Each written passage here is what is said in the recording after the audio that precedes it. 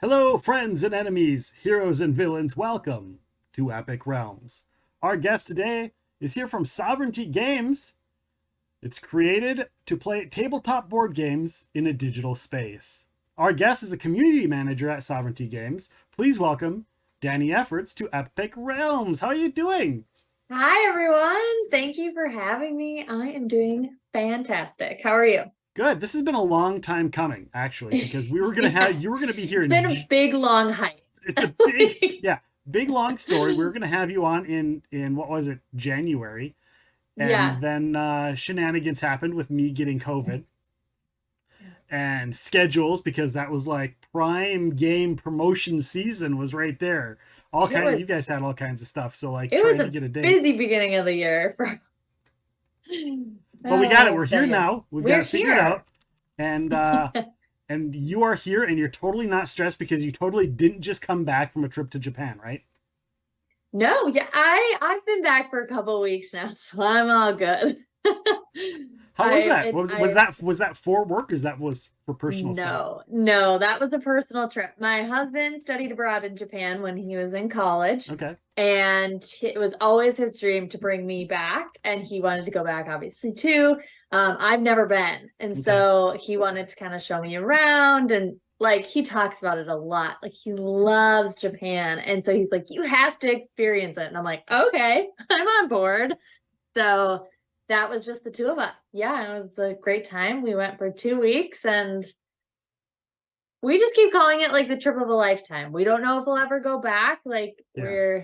you never know. So, but we loved our experience and we miss it. Did you have So, to suffer through like some of the culture shock, or was it easier because you knew, like he knew enough from being over there, and you got a heads up? um, so my family is naturally like kind of louder, and so therefore I am naturally a little bit louder. And so he prepped me before. He's like, Japan is a very quiet, calm culture. So like on the trains, it's very quiet, and like just walking around like the busiest, biggest city in the world, Tokyo, it's like really quiet. And so I like had to train myself to like, okay, we can't speak at my normal volume. Like we kind of have to whisper to each other. Right. But I loved it. It was so peaceful and calm. It was great. I loved that. And the food was amazing. It was all Right. just perfect. So Well, I'm yeah. glad you had a great trip. Yeah, thank you.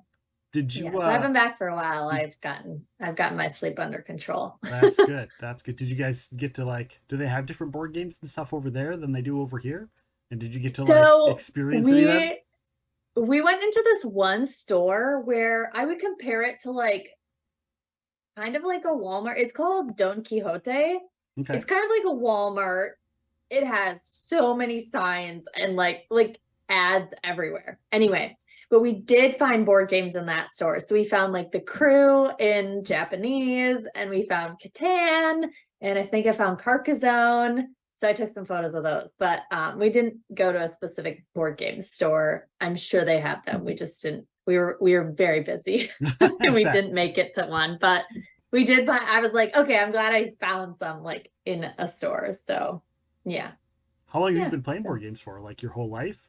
Or do you consider Sorry and Monopoly? I don't know. Some people do, some people don't. But I I think they played those count. growing up. I think they I count. think They're they just count like they're too. board games for kids, although a Yes. lot of And adults play I them.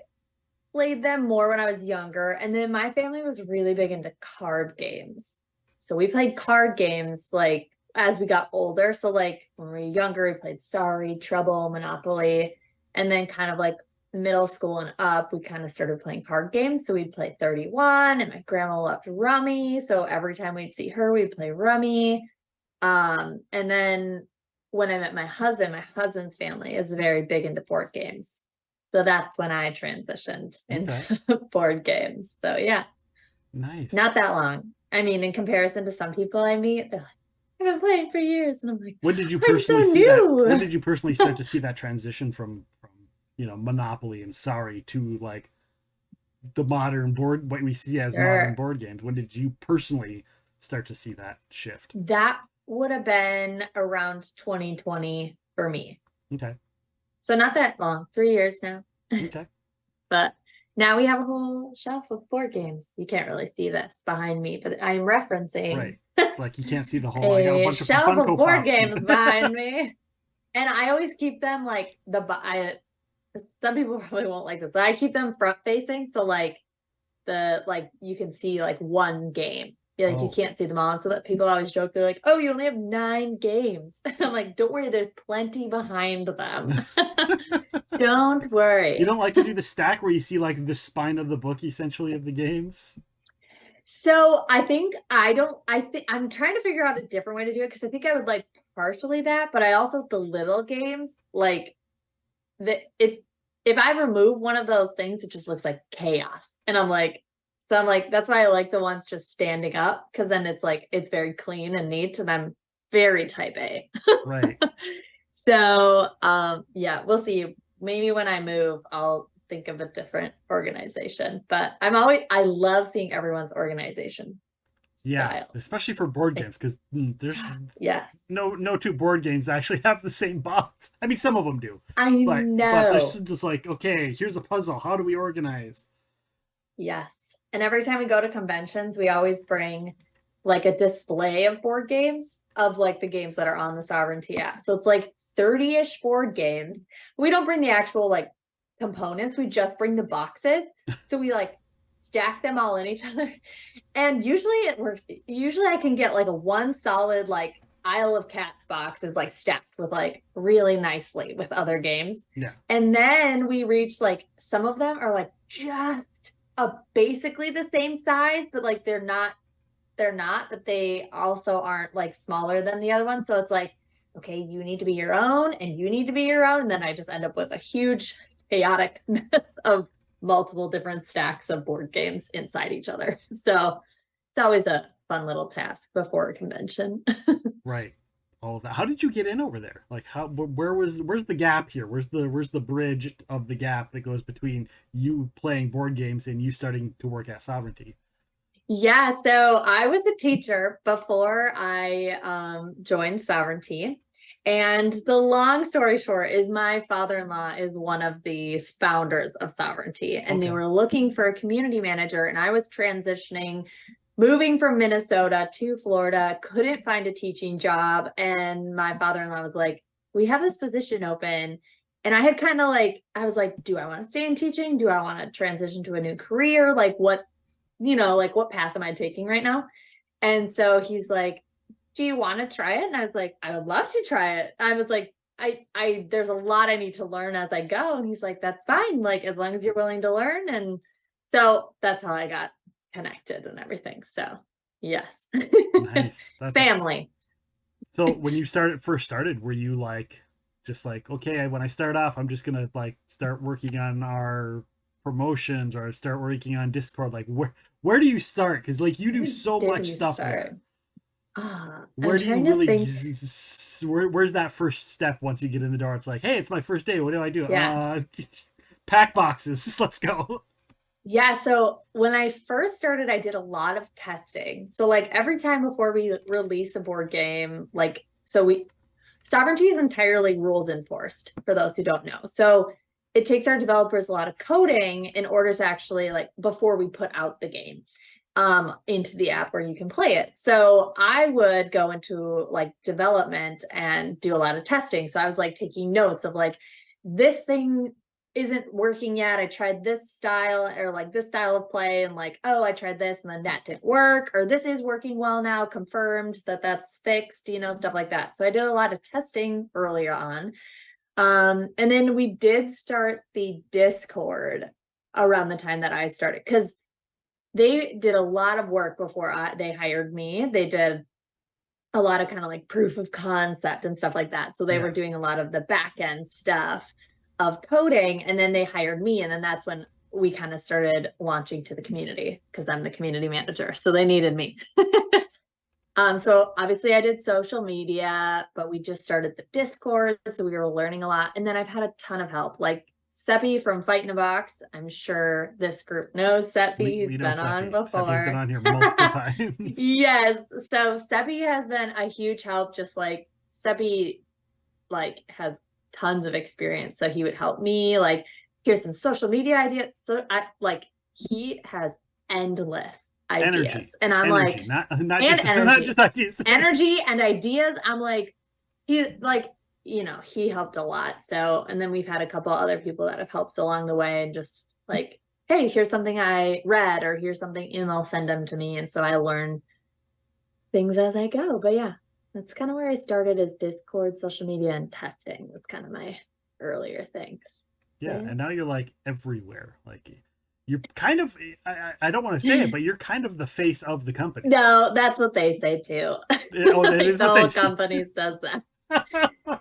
I always joke too, that like every time we go to conventions, like Jason, my boss, he's like, you take a lot of selfies. And I was like, yeah, the face of the company. I got to keep up with appearances, like I take more selfies at one single board game convention than I do in my personal life the entire rest of the year. I'm like, I don't take as many selfies normally, but you gotta do it when you're at these conventions. So right. Yeah.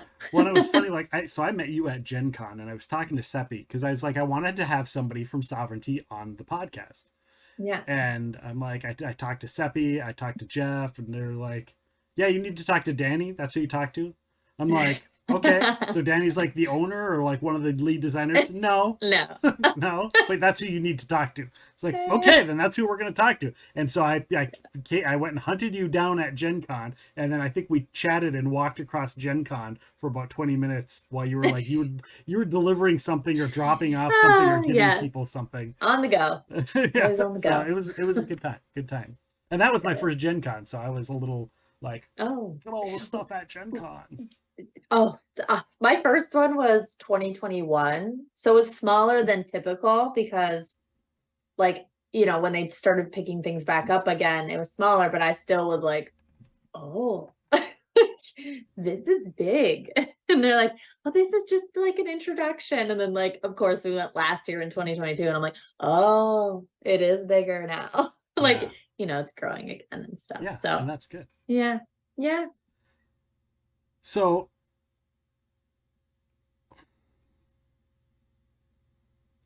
I wanted to mention, sorry, I'd had just a slight brain fart. No, that's okay. What do you think is kind of like some of the most requested games that you guys have that people are like, this is really, because the game, for people that don't know, Sovranti is an app that has all of these different board games that you can play, board games, card games, tabletop games that you can play digitally. But it's a unique system where you guys have for free, you rotate a couple games, right? Like 5 games or something like that people can play.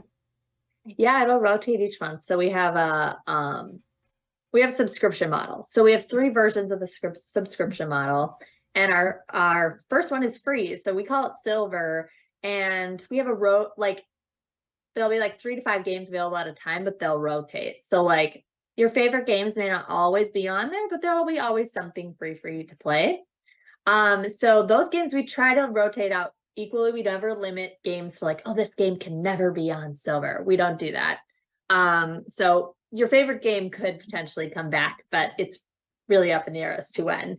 But I'd say things that people have really been enjoying is Planet Unknown is a very popular game for playing on Sovranti, and especially the solo mode, because there is like endless replayability with Planet Unknown. So if you haven't played it before, you have a planet in front of you, and you have a corporation, and the corporation has 5 tracks on it. And every time you place a tile, so it's a tile placement game, place a tile onto your planet, and it has 2 resources on it. The resources that are on that tile then allow you to advance your resource tracks on your corporation. And it has many different planets, many different corporations. So you can just keep replaying it, and it has a great solo mode. You can play it like 20 minutes once you know the game and know kind of like what your goals are. Okay. But yeah, if you're learning it, I would say maybe 30 to 40 minutes if you're learning, but I could be wrong on that number. That is not a strategic plan number. You don't have the numbers right in front of you for every single game? I don't have the stats for everyone, but that one's really popular. Also, Skull King is super popular. Skull King is a trick-taking game, so it's great if you have like a big group. And And with Sovereignty, with all the rules enforcement, we take care of all the scoring for you. So in Skull King, like after each round, you have to tally up your scores and everything, and we take care of all that. You get to play the game, and it is so much fun.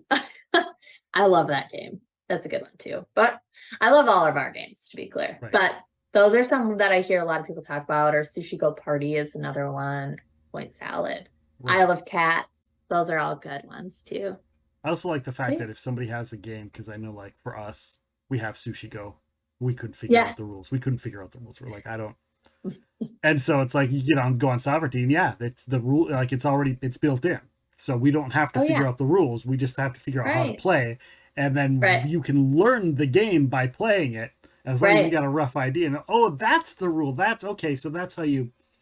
Yes. So. Yeah, it always tells you what's happening up top too, because you're looking at your screen, never played this game before, and you're like, I don't know what I'm supposed to be doing. Am I supposed to be doing something? And it's like, okay, read the top. It's like, are you waiting on somebody else at the table? Do you need to pick a card? Because cards will highlight for you, pieces will highlight to correspond to your message. So yeah, it kind of guides you through it if you want to learn as you play. So yeah. Is there a game that you guys don't have that's like people are like, you got to have this game? Oh, some people do send us in requests. So I can't think of. And obviously, like besides the classics, head, let's not talk about like Carcassonne and Settlers of Catan and but yeah, so we always tell people to like send us in game recommendations because we're entirely licensed with all the publishers. So depending on if a publisher has a contract with someone else, maybe they can't partner. It all depends on what the publisher's agreements are sometimes with other digital developers. Right.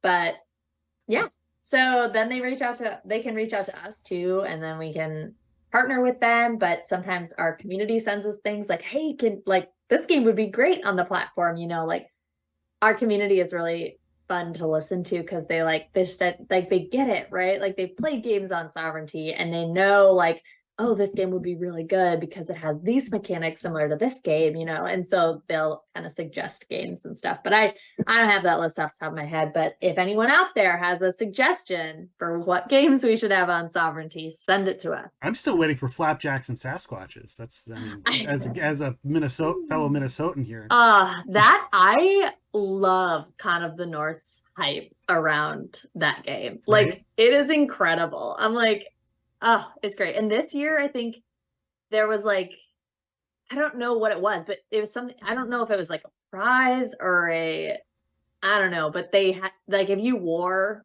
like flannel, like red flannel, there was something you would get. And so people like that whole day would be like walking around the like expo hall, the little exhibitor area. Wearing the red flannel. There's tons of flannel everywhere. I was like, I love this. This is so great. Yeah, I have one of my close friends won the tournament one year and got the world championship flannel. And still has it. He's always like, I got to come back. He moved out of state, so. Yeah. But that's my big one I'd love to have because I'd love to play that. I'll send it to our developers. And you guys already have stuff from Left Justified Studios, so there you go. This is true. We've partnered with Left Justified Studios for Broken and Beautiful, a game about kintsugi, which is free this month, by the way. Oh, so that's on the silver. It's one of the free games. Yeah. What's the other? You have the free account. What's the other pass? Because we mentioned silver. We're bouncing around here. But we had silver. Yeah, that's okay. So we have 3 subscription models. We have silver. That's the free one. Yep. Then we have gold. So gold is normally like $3 a month. Okay. If you and I both have gold, we can play all the games. If you just had gold, you play all the solo games because we have like about 5, maybe 6 solo games on Sovereignty. So you can play solos. However, if you had gold and I had silver and I joined your table, we could only play the free games because I was there. Okay. So that's why we have a platinum model, which is normally $9 a month. If you have platinum, you could have, let's say you have, the maximum table on Sovereignty is 8. So let's say you have 7 friends join you for a game of Skull King. They could all have the free account. They could have gold. It really doesn't matter what subscription they have. As long as you are at the table, they can play all the games because you're there. Okay. So it's basically you unlock the entire platform for everyone. So yeah, those are the other 2. Nice. Yeah. So if you're gold, you just play silver. You just play the solo games. Is that what you said for gold? So if you have other friends that are gold, so like let's say you have like a group that like there's 3 of you and you all have gold. You can play all the games together. So Okay. you could play other games together. So gold is basically like platinum, except for everybody has to have gold to do it. Exactly. Gotcha. Exactly. Yeah. Well, that's cool though. That's still nice. Yeah. Nice to do. Yeah. Yeah. So we were talking about, let's bounce back. We talked about having Left Justified on there. You guys have a large number of gaming companies that, Adam's Apple Games, AEG, which I've never known. I'm looking at your website now and I'm like, I know AEG, but I know it as AEG. Yeah. I don't know it as Alderac Entertainment Group. I know. That's just so weird to say. That is their official name. We have let's see, Atlas Games, 17 publishers right now. Is it 17? Yeah. Nice. 15. Nope. Yep. Yeah. That was very quick math. Okay. It is 17. But yeah, Atlas Games, Gamewright, obviously we mentioned Fight in the Box, Magpie Games, Left Justified Studios, just to name a couple of them. Yeah. How was it? And I don't know if you were there, but getting the companies in, like did you guys start off with like, these are our first 5 companies and they're all going to give us a game? Yeah. Or was it a little bit more than that? Or less? Truthfully, I don't know too much about that process. Okay. That kind of started before me, and then kind of like Jason works on that a lot. Jason's our Sovranti's CEO / they sometimes call me the face of the company, but I would consider him like the brains of the company. All like this is his mastermind. Like him and 2 of his friends started this, and this is him. Anyway, but he works with the publishers before, like with contracts and all that stuff. So I don't know too much about early on. I know Adam's Apple Games was earlier on. Fight in a Box was earlier on. I'm trying to think of when I started, which games we had. Gamewright was earlier. Atlas was earlier. So what about the process of bringing in new companies? How is that? Do they come to you? Do you go to them? A little bit of both. I believe more in the beginning, like as we're brand new, right? So no one really knows about us. So it's more about us reaching out to folks, but now sometimes folks will reach out to us. So if any publishers out there are interested, we have on our website is sovranti.com/publishers. It's also in the footer of our website. So if you just scroll to the bottom, there's a little link. And then there's a way for you to fill out a form, and then that goes to Jason, and then Jason can reach out to you and stuff like that. So I wish I knew more about that process. I should probably ask Jason more about the beginnings of that, but I get to meet the publishers after we've signed a contract with them. So then once the game's ready to go, I do all the like digital release stuff. So I send out social media, I record a how-to video on our YouTube, stuff like that. So how do you go about like communicating to people, all of that stuff? Just email. Social media, email. Email is how I work with the publishers. And then so like I will create a digital release like folder packet kind of thing. But basically it has like a bunch of social media content in it that I've made that we are going to post, and then they can post it as well. And then I also do that YouTube video. So then I just tell them when it posts, and then they can share it. Okay. And then, that's pretty much, I mean, I do a lot of email. And then in terms of reaching like our community, that's a lot of Discord, posting to social media, and then also our newsletter. Right. And they can get that on your website, right? The newsletter? Yes. Yep. Sovranti.com/news. Generally, how long does it take to put together to implement a new game? So I know you got a couple new ones coming out, but like you get a new game coming in, and it's like, okay, we're going to implement this into the system. How long does it take the designers to kind of figure that out? And good question.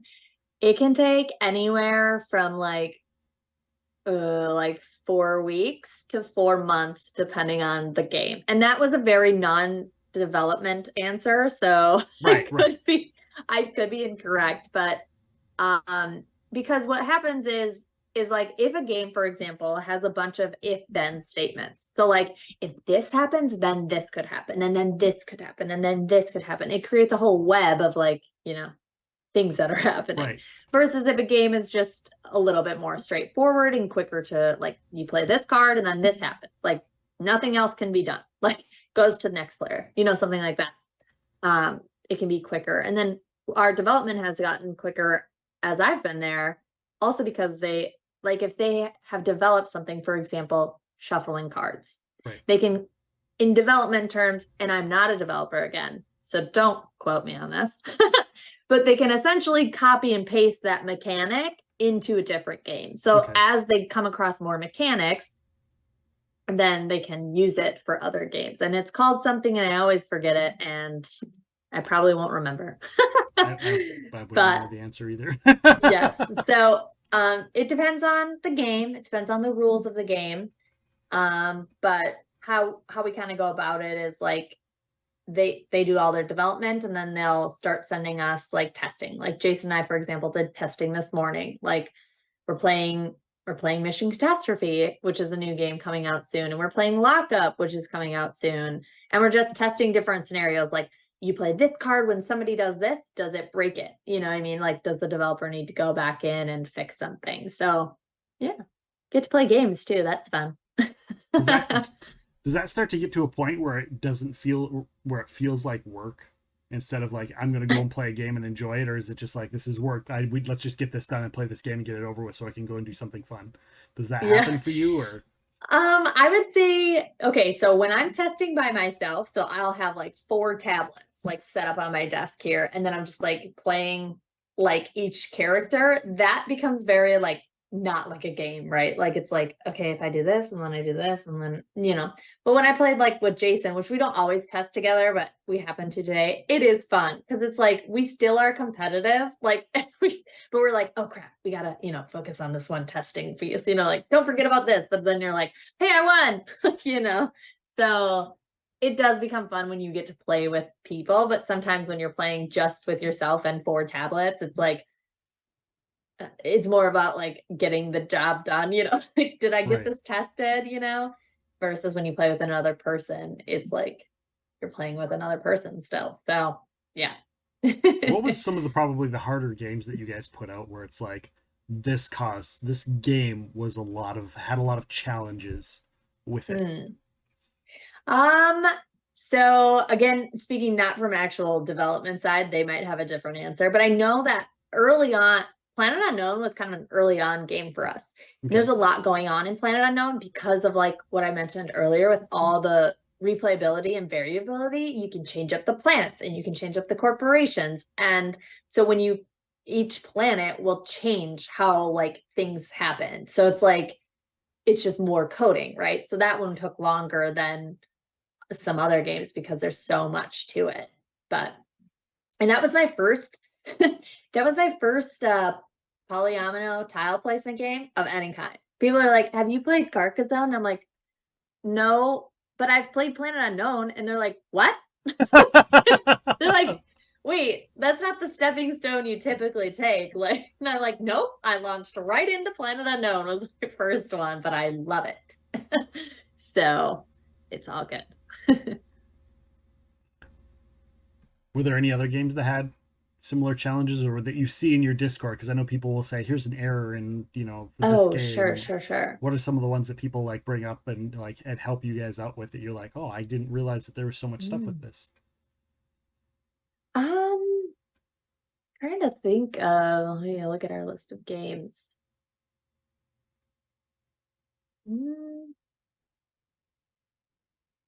I mean, they're all fairly also like not all of them are like really super complicated games either. Right. We're not looking at Gloomhaven or No. anything on any of these. They're all Planet Unknown / the Isle of Cats, I think, are our heaviest games. I don't know. I can't remember. Every once in a while, you'll come across things like someone will find something like, again, like when you're just playing again with just your tablet, you kind of forget how to think like a gamer. You're like, okay, I'm trying to test this specific thing. And then but some people, when you're actually playing, right, you're going to come across things as like, oh, like didn't think about that. But, Yeah. and then they'll send it in a ticket and stuff, and then we'll get it fixed as soon as we can. But I can't think of any that specifically were really tricky.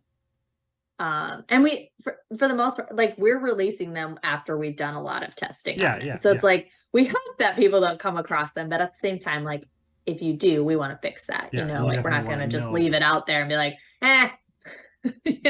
they're going to fix that. Well, And and we when we were doing it, we played a little bit here on stream last year, right before Gen yeah, Con, and we ran across something. I don't remember what yeah. game it was. We were playing something that wasn't a fight in the box game. Maybe we were playing poker or something, Okay. and we ran across some sort of issue, and I was like, well, that's an Okay. issue that should be brought up. So then Yeah. I had a list of stuff because I was like, I knew, hey, if there's issues, say Yeah. it before Gen Con. Yeah. So Yeah. and I Thank posted, I you. think we had 3 or 4 things that we had found, and so I posted it in your guys' Cool. Discord.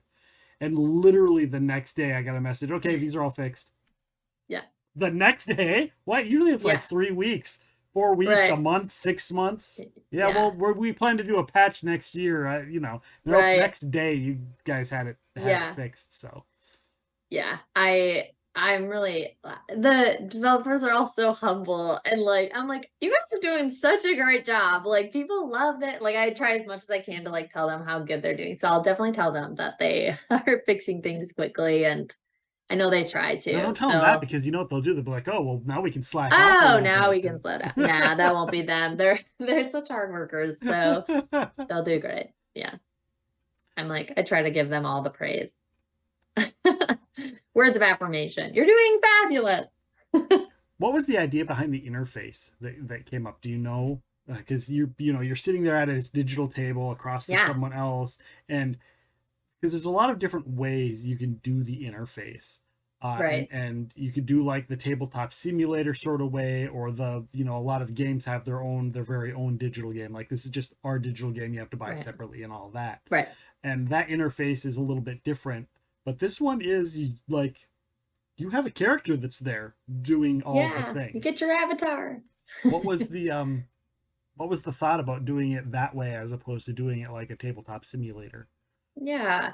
So we kind of, it's like our unofficial kind of catchphrase. Like it's not really official. We say we're social first. And so what we mean by that is we want sovereignty to be a way for you to connect with people. We aren't here to replace in-person gaming. Like if you could see this shelf of games behind me, we all love like physical board games and we play them with our families, with our friends.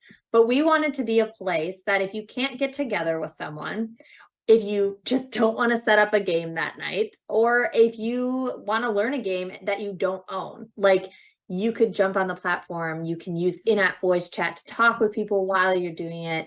And we wanted it to be as close as possible to what it's like to play at a table. So it's 3D, like as if you're sitting at a table. You get to pick your avatar, so you get to choose who you are on Sovereignty. And then that way you can just keep socializing and keep hanging out. Because a lot of the things that we found with like people playing board games and games in general is they just want to socialize. They want to have like a reason to connect with people that they can't otherwise connect with in person, or they've never met before online because they met online, and then they like hang out, Right.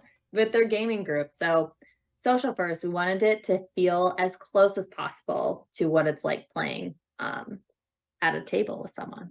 So yeah. Right. Is there a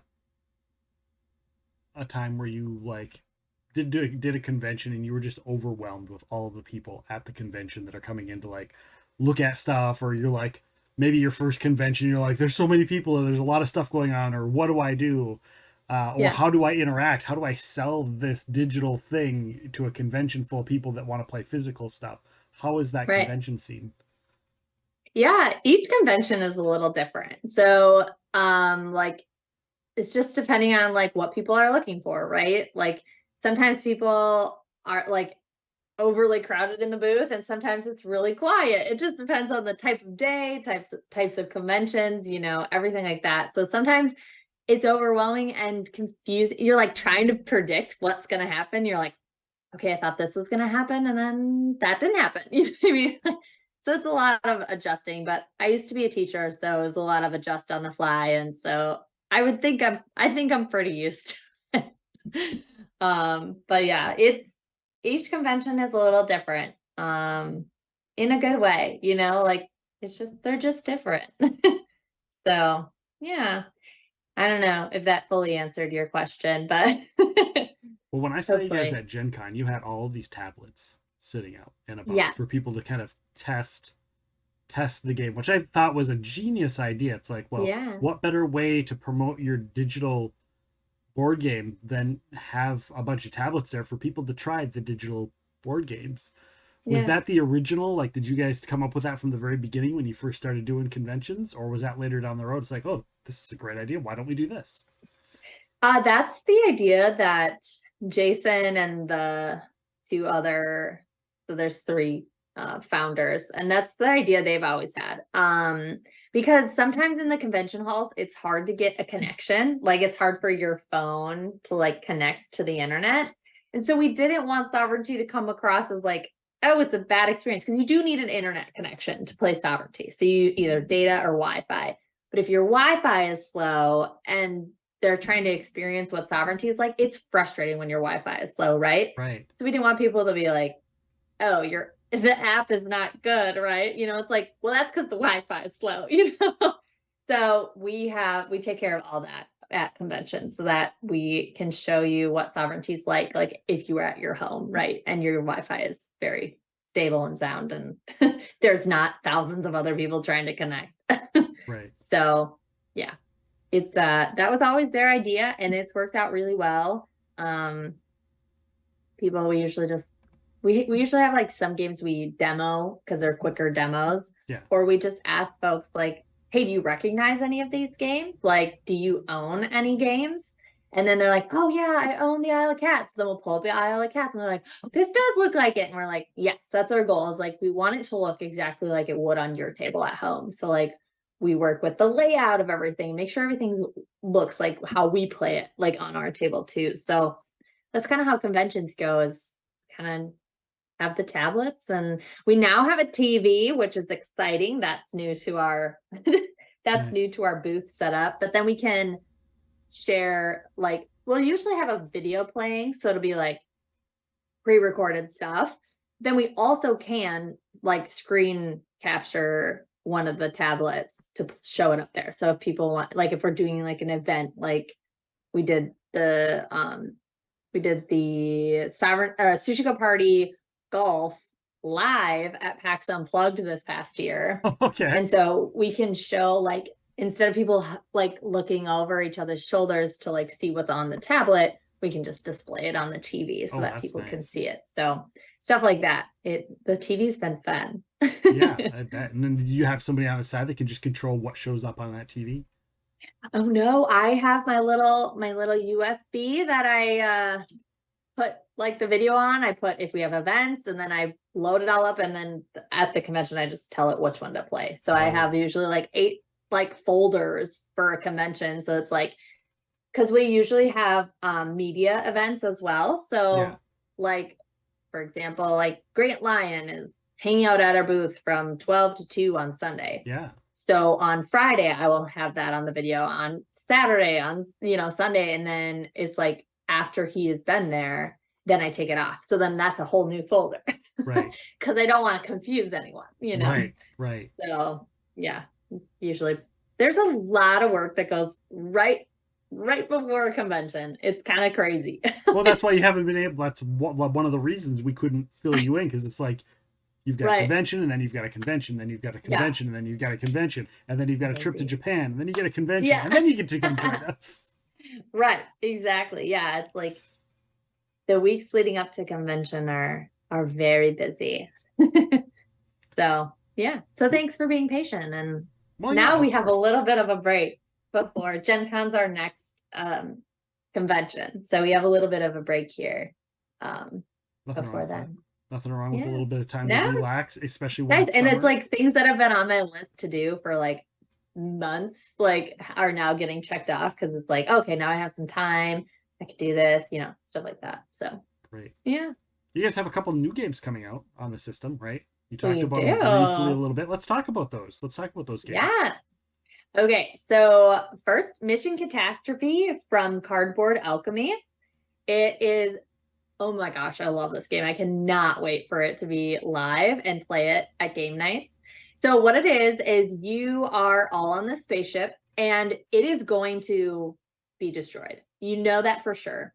But it's a matter of who escapes. So you can play two different modes. You can play a co-op mode where everyone has to escape, but you can also play a mode where one person can escape. So it's a matter of like, do you try to escape the ship or do you try to take the ship down with you because somebody is going to get off the ship? So you're like, nope, we're taking it down. So, but it's so great. You like, there's dice roll, and every time you roll the dice, it damages different parts of the ship. And if some parts like don't have oxygen, you need to make sure you have a spacesuit to be in them.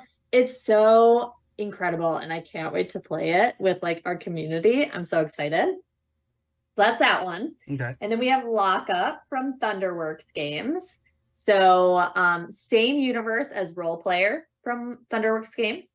And then what you are doing is you're in a prison and you are in charge of a group. And so you're sending out these people or these, I think, let's see, these different groups leaders like into different parts of the like prison. So like at this place it's resource management too, so you're going to get resources and you're going to try to build, like at this place you can build items and at this place you can recruit more people.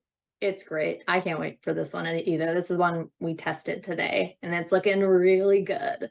And I'm like, ooh, looking good. I love seeing like early on development and then like they work really hard on it. And I'm like, you guys are doing a good job.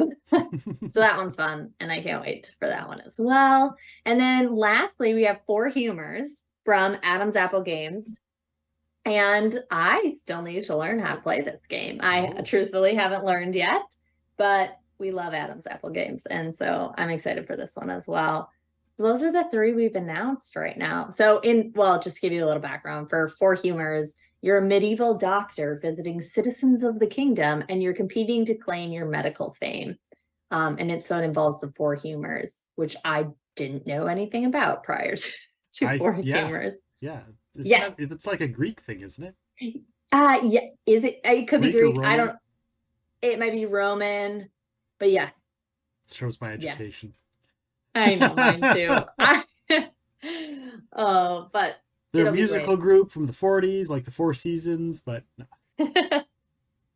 But yeah, so those are the three we've announced as coming soon. Do we have an idea, tentative idea of when those are going to come out? So not for sure. But I have posted all of them are coming soon on our social media. So that means they are coming soon. So I just don't have a date for any of them. So keep your eyes peeled and follow us on social media to be notified when they launch. So is there anything else that's in the works that you can talk about or nothing you can talk about? There's always stuff going on in the background. So Sovranti is an early access. So basically what that means is there's just a long list of things we want to still include in the app. So that's more games, but also like parental controls, for example. And as part of parental controls, the idea would be, I want to set this game for friends only. And so only my friends could see this game. Or I want this game to be open to everyone so everyone can see this game. So things like that, the developers also have on their list. And then lots of other things like that. We've had lots of community suggestions. We've noticed a lot of things as well that we still just want to add. And so you'll see more games, but you'll also see hopefully some more features coming soon too. So custom avatars where you can like change every piece of the face. Right. Yes. So now you get to choose your avatar, but we would love to have custom avatars. So like where you can choose your hair and choose your eye color, stuff like that. So choose your shirt. Still 2 years ago, the custom avatar list was like, meep. And now like recently I went on there. It's like, whoa, look at all these options. Okay. I'm going to scroll and find a new avatar. Right. Yeah. So you can customize your gaming experience. Do you guys have like an in-house digital artist for the avatars and stuff like that, or is it something you're contracting out? I can't remember exactly how that all works, but it's something like we get them from, it's not an artist, it's I would have to ask Jason. Okay. But yeah, it's something we like have licensed out, similar to like the music that you'll hear on the platform too, or like the sounds, stuff like that. So they all have a development way to do that. Right. But I don't know the entire answer. Are there any companies you'd really like to work with? All of them. All of If them. anyone out there has the board game. I don't know, like obviously there's games I love, but Yeah, this is you personally. Like if you were a fan, yeah. like are there companies that you'd be like, man, this would be really cool if they could go work with Sovranti? Oh my gosh. You're allowed to look over your shoulder. People on the podcast I know, right? won't know that I you're looking mean, over your shoulder, but you can look over your shoulder. like our house, we have a lot of Pandasaurus and Flat Out / AEG games, which we already partner with AEG. Right. Yeah, we have a lot of Pandasaurus games. I went on one of their spring sales one time, and so we have a lot of them. But like I don't know. There's so many good games out there and so many good companies. And one of the things I really love about Sovranti and Jason is so good at choosing games. Like people are like, "Oh, Dani, like you need to buy some more Kickstarters." And I get, as part of my like job, I get the games that Sovranti has. So like anytime we digitally partner with somebody, I have the physical game of that. And I'm like, but Jason is so good at like choosing my current collection that like I'm like, how many do I need to buy? You know? Right. Like, he's just giving me all these good games. So, but he doesn't only work with like these big companies, right? Like he's working with small companies too, like games that like I probably wouldn't have heard of. Like I used to only shop at like Target for board games, Right. you know? Although Target's getting way better at putting which is games. That's not to say that Target's game selection is not good, because it's still pretty good, you know. Right. But it's just games that like maybe you would have never heard of, but like Jason's found them and the publishers have reached out and like it's worked out, you know. And so it's not all about the big companies and stuff as much as we love like all companies, you know. Yeah. So it's a good choice of games, I think. I mean, I've enjoyed all the games. So yeah. Well, I think some games, for anyone also out there that wants to partner, we'd be happy to partner. And I think some games also seem to just work better converted to digital. You know, there are some games that might like, yeah, you can convert it to digital, but God, there's a lot of moving parts, and you know, it's like you might as well just sit down and play it in person if you can. Right. But a lot of these games, it's like just perfect for a digital game to sit down. Like you don't have to worry about setting up, but they're not super duper complex. You know, like most, like we talk about Seppi, most Cheese Cat, Cucumber, and Squirrel or Die, like very fun games, very simple games. There's not a ton of moving parts. Yeah. So it's just really nice. It's like for example, we don't do any dexterity games because obviously that involves like movement. You need to like be there doing it. But yeah, each game will work differently. That's why it's kind of fun to see our community like suggesting different things. It's like, oh, I think this one would be great, you know, like it doesn't have this and it has this and all that stuff. So yeah, any suggestions, we love to hear them. And speaking of community, you guys do community night, right? In your Discord. Yes. And you play with your players. Yeah. Tell us a little bit about that. So every Tuesday, 6 to 8 p.m. Central Time, we have a game night on our Discord. And you aren't required to have Discord. So another thing that Sovranti is on like its early access list is we currently don't have a way to have like a spectator mode. So once we are in the game, you can't see our game. So it looks like we're not there, but that's why we gather on Discord, because you can see us in the voice chat. So that's why we use Discord. But if you jump on at 6 p.m. Central Time, you'll see my table. I'm Dani. You can join my table. And then we can always transition to the voice chat in Sovranti. That's really easy for us. But anyway, we usually gather on Discord again so that we can hang out. Plus, sometimes we have multiple tables and we want to still all chat with each other. So we'll just all stay in the one voice chat. And then, yeah, everyone is welcome. I usually have a game of the night, and it usually is connected to the silver games of the month. So like, for example, let me pull up my calendar here. This Tuesday, so tomorrow, what is that? May 9th. We are playing Forges of Ravenshire. So Forges of Ravenshire is currently on Kickstarter, but we have developed it on Sovereignty, so you can play it now on Sovereignty. And it ends on Kickstarter on the 11th, so Thursday. So we wanted to play it one more time before that Kickstarter ends. Okay. So that's the game we'll play. And then if we have extra time, we'll play a different game. Or if you're like, Danny, I'm not feeling this game that you chose tonight. Like, can we play a different one? We can always split up into different groups and play different games too. So you're like, we're there to play games. That's all we're there for. So Right.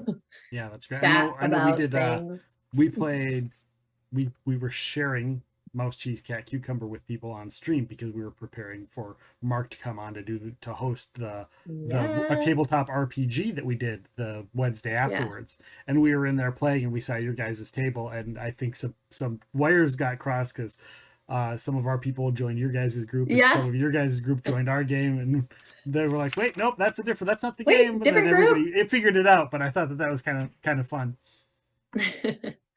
Yeah. They're great over there. And yeah. Mark does a lot of our artwork. So like every time we have a theme, so every month we pick a theme. So this month's theme is Go Club.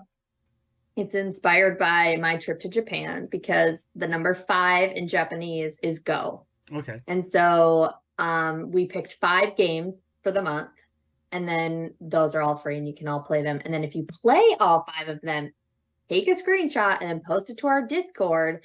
You'll be officially part of the Go Club membership, which is just a what is it called? A role on our Discord. Oh, nice.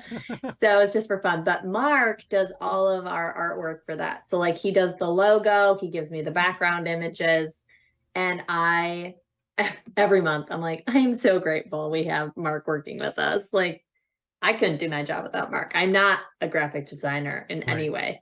Right. I do social media, but Mark helps me do that. Mark's great. Mark is amazing. Oh, Mark is fabulous. Do you have any upcoming events? I know you mentioned Gen Cons coming up. That's our next one, really. So we have game night every Tuesday. So if anyone's looking to play a game, join us on Tuesday.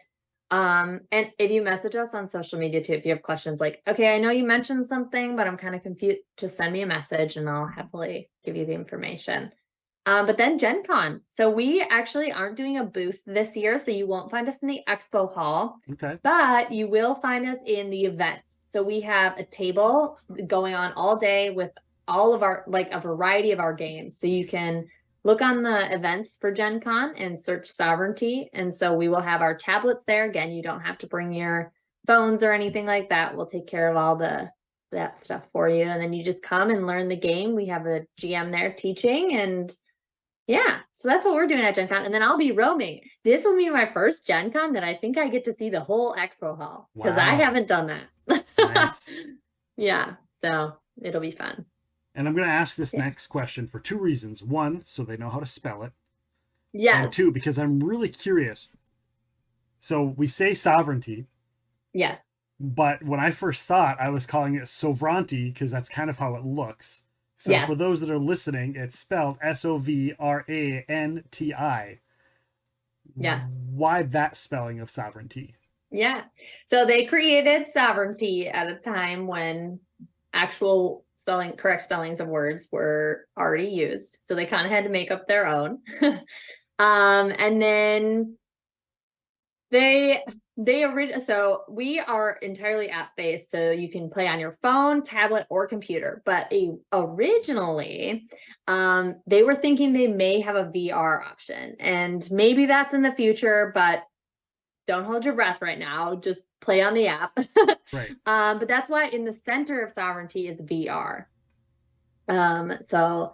But right now the VR technology for, like, if you were to look at a card, like you're playing a game and you have a card in front of you and you have small text on that card, the VR technology is too blurry to read that card right now. So it's obviously VR technology has come a very long way, but specifically for that part of board games, it's hard right now. So we're app based, but they were thinking maybe at the beginning of going that route when they picked the name. So here's a little visual for those who, I know that we're on a podcast, so we can't see it, but this is the Sovereignty. If you follow us on social media, you'll see the Sovereignty, I think every Wednesday and Sunday this month. So Sovereignty joins me for everything. He's the Sovereignty. And for those that are listening to the podcast, he's a little yes, Lego guy. Little Lego. He's got like the noble's outfit, and then his head is a teacup.